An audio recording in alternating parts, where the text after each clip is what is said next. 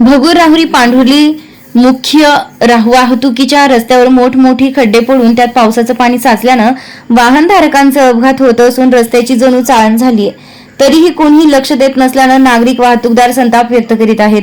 भगूर उड्डाणपूल, Ahuja complex, via Darna नदीच्या पुलावरून ते पांढुर्ली अशा मुख्य रस्त्यावरून दररोज हजारो वाहने सिन्नर तालुक्यातील विविध गावांमध्ये जाऊन इगतपुरी तालुक्यातील दळणवळण करतात. म्हणजे 2 तालुक्यांचा नाशिक भगूरहून रहदारीचा मुख्य रस्ता आहे.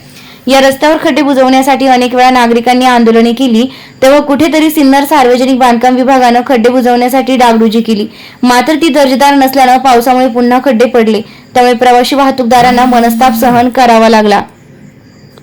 मात्र शासन लक्ष देत नसल्यानं रात्रीच्या वेळी मोठे अपघात घडतात. तरी सार्वजनिक बांधकाम विभागानं हा रस्ता नव्यानं डांबरीकरण अथवा काँक्रिटीकरण करावा अशी मागणी परिसरातील नागरिकांनी केली आहे. दरम्यान राहुरीच्या माजी सरपंच संगीता संपत घुगे यांनी सांगितले की भगूर राहुरी सिन्नर हा रस्ता वाहतुकीसाठी अतिशय खराब झाला असून सिन्नर सार्वजनिक बांधकाम विभागाकडे अनेक वेळा भेटून तक्रारी केल्या, परंतु रस्त्यावर खड्डे बुजविण्यासाठी डागडुजी वरचेवर मलमपट्टी केली जात आहे.